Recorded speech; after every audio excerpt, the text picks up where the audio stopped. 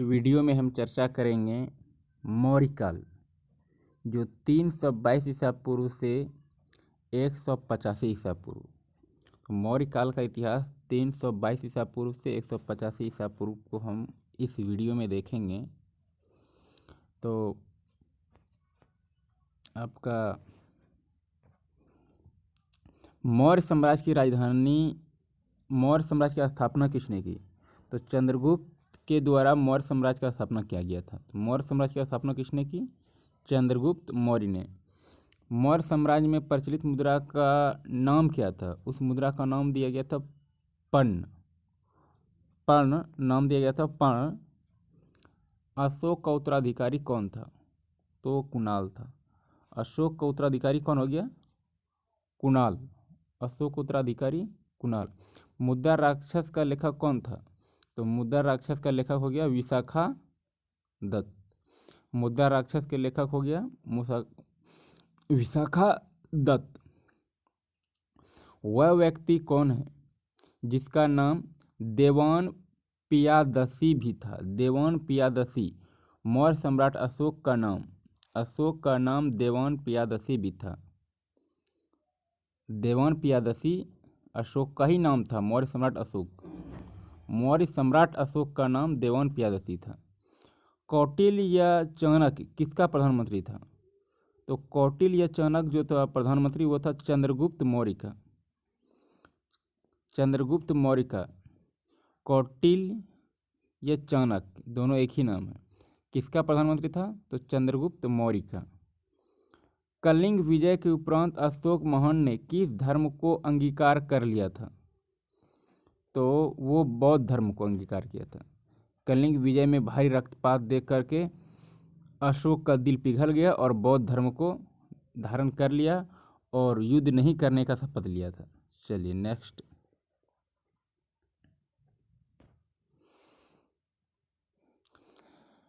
चंद्रगुप्त के शासन विस्तार में किसने मुख्य रूप से मदद की थी? तो चाणक्य ने। चंद्रगुप्त के शासन विस्तार में किसने मुख्य रूप से मदद की थी? चंद्रगुप्त के शासन विस्तार में किसने मुख्य रूप से मदद की? तो वो चाणक्य ने किया था। चाणक्य ने।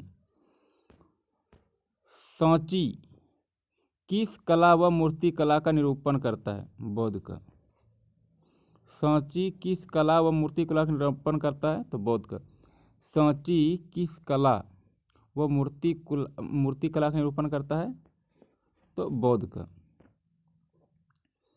चलिए नेक्स्ट। सम्राट अशोक की वह पत्नी कौन थी जिसने उसको प्रभावित किया था? वो था कारुवाकी। पत्नी का नाम क्या था जिससे प्रभावित हुआ था? कारुवाकी। अशोक ने अपने सभी अभिलेखों में एकरूपता से किस प्राकृति का प्रयोग किया है? तो वो मागधी था। किसका? तो मागधी। बिंदुसार ने विद्रोहियों को कुचलने के लिए अशोक को कहाँ भेजा था? तो तक्षशिला भेजा था। बिंदुसार ने विद्रोहियों को कुचलने के लिए अशोक को कहाँ भेजा? तो वो भेजा था तक्षशिला। मेगास्थनीज ने भारतीय समाज को कितने श्रेणियों में बांट के रखा था? तो वो 7। मेगास्थनीज के अनुसार भारतीय समाज कितने श्रेणियों में विभक्त था? तो वो 7। कौटिल्य के अर्थशास्त्र में किस पहलू पर प्रकाश डाला गया है? तो राजनीतिक नीतियों पर। कौटिल्य का अर्थशास्त्र ऐसे नहीं समझिए कि अर्थशास्त्र में इकोनॉमिक्स का है, लेकिन यहाँ नहीं। कौटिल्य के अर्थशास्त्र में जो प्रकाश डाला गया वो राजनीतिक नीतियों पर। कौटिल्य के अर्थशास्त्र में जो प्रकाश डाला गया वो राजनीतिक नीतियों पर। चलिए नेक्स्ट। सांची का स्तूप किसने बनवाया था? वो अशोक ने। सांची का स्तूप अशोक ने बनवाया था। और सांची कहाँ स्थित है? तो सांची जो है मध्य प्रदेश के रायसेन जिले में है। सांची जो है मध्य प्रदेश के रायसेन जिले में। रायसेन जिले में। पाटलिपुत्र को किस शासक ने सर्वप्रथम अपना राजधानी बनाया? तो चंद्रगुप्त मौर्य ने। पाटलिपुत्र को उदयन ने तो बनाया था, लेकिन पाटलिपुत्र को किस शासक ने सर्वप्रथम अपना राजधानी बनाया इधर? तो चंद्रगुप्त मौर्य ने। चंद्रगुप्त मौर्य ने। पाटलिपुत्र में स्थित चंद्रगुप्त का पहल मुख्यतः बना था महल। चंद्रगुप्त पाटलिपुत्र में स्थित चंद्रगुप्त का महल मुख्यतः बना था। तो चंद्रगुप्त का जो महल बना था वो लकड़ी का था। पाटलिपुत्र में जो चंद्रगुप्त का महल था वो किसका? तो लकड़ी का। बराबर गया जिला की गुफाओं का उपयोग किसने आश्रय गृह के रूप में किया था? तो आजीविकों ने। आजीविकों ने। किस अभिलेख से यह साबित होता है कि चंद्रगुप्त का प्रभाव पश्चिम भारत तक फैला हुआ था? तो रुद्रदमन का जूनागढ़ अभिलेख। जब आप रुद्रदमन का जूनागढ़ अभिलेख देखिए तो उसमें से यह है कि इनका जो वर्णन है चंद्रगुप्त का प्रभाव का वो पश्चिम भारत तक फैला हुआ था। केवल वह स्तंभ जिसमें अशोक ने स्वयं को मगध का सम्राट बताया? तो भाब्रू स्तंभ। भाब्रू स्तंभ में अशोक ने स्वयं को मगध का सम्राट बताया है। किस स्तंभ में? तो भाब्रू स्तंभ में अशोक ने मगध का सम्राट बताया अपने आप को। अर्थशास्त्र का लेखक या लेख समकालीन था? अर्थशास्त्र का लेख समकालीन था तो चंद्रगुप्त का।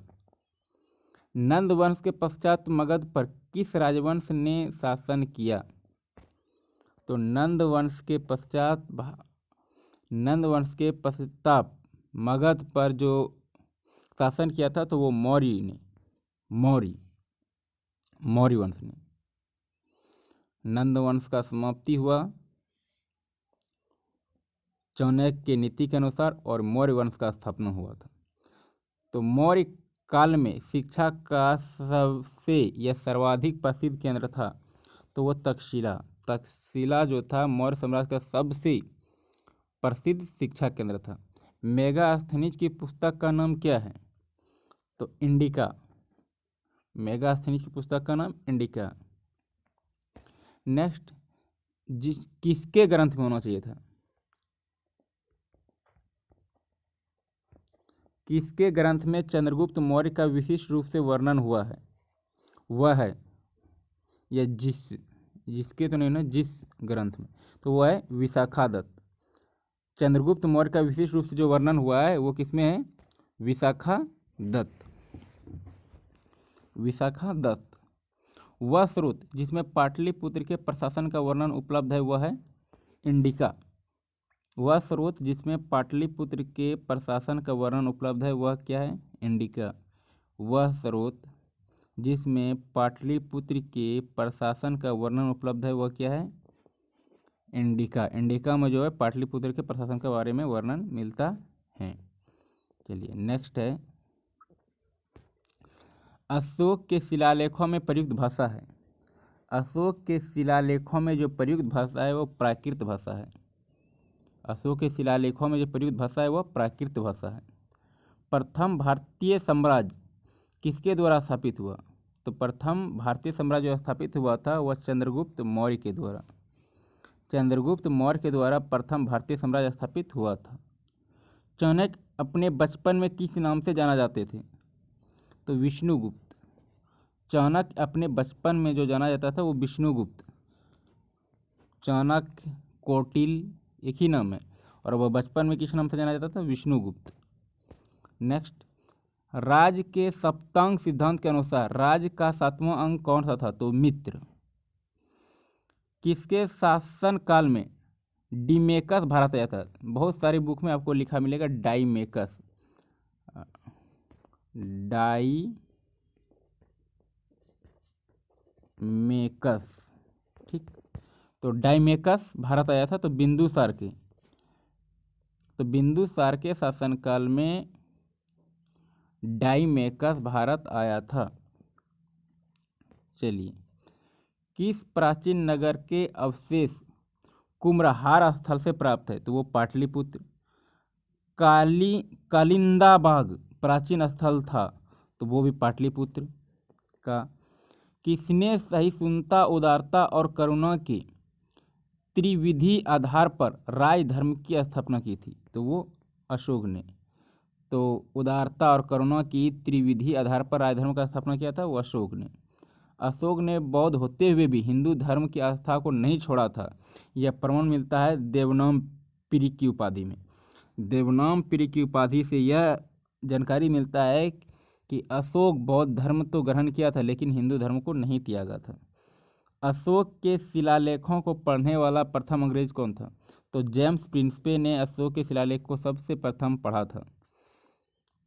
देखिए, अशोक के शिलालेख जो ब्राह्मी लिपि में है, उसको पढ़ा था 1837 में जेम्स प्रिंसपे ने 1837 में। केवल वह स्तंभ जिसमें अशोक ने स्वयं को मगध का सम्राट बताया था, तो भाब्रू स्तंभ में एक स्तंभ है, भाब्रू स्तंभ में अशोक ने अपने आप को मगध का सम्राट बताया था। मौर्य काल में शिक्षा का सर्वाधिक प्रसिद्ध केंद्र था, तो वो तक्षशिला था, तक्षशिला। अंतिम मौर्य सम्राट कौन था? तो वृहदत्त जो था अंतिम मौर्य सम्राट था। उत्तराखंड में अशोक का एक अभिलेख स्थित है, उत्तराखंड में अशोक का एक शिलालेख स्थित है, तो कहाँ पर स्थित है? उत्तराखंड में अशोक का एक शिलालेख जो है वह जगह क्या है? तो कालसी में है। सांची का स्तूप किसने बनाया? तो सांची का स्तूप जो बनाया था अशोक ने, सांची का स्तूप अशोक ने बनाया था।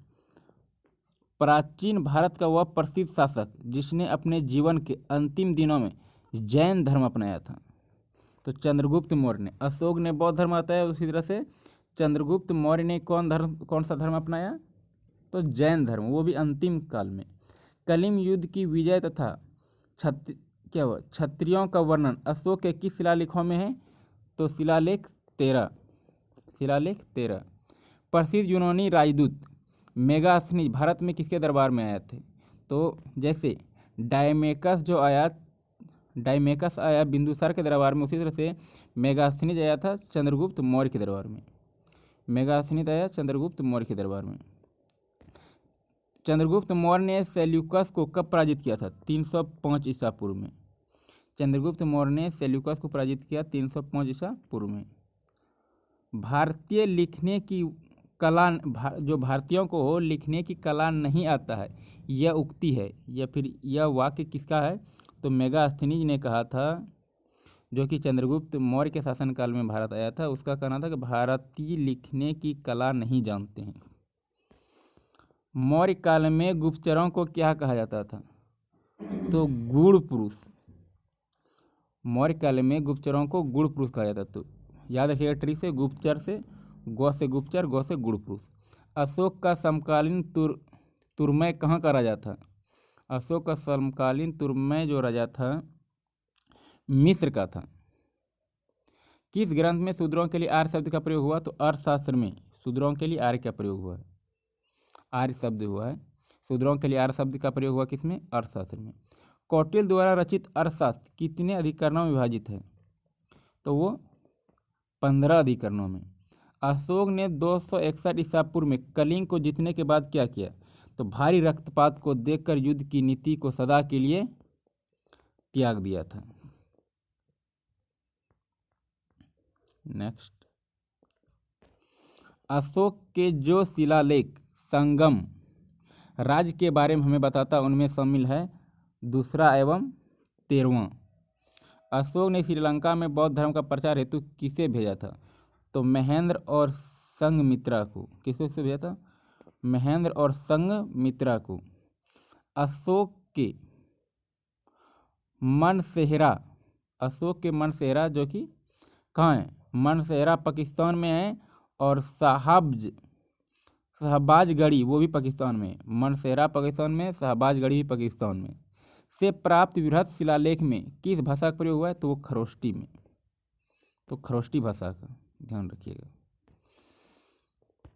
नेक्स्ट, श्रीनगर की स्थापना किस मौर्य शासक ने किया था?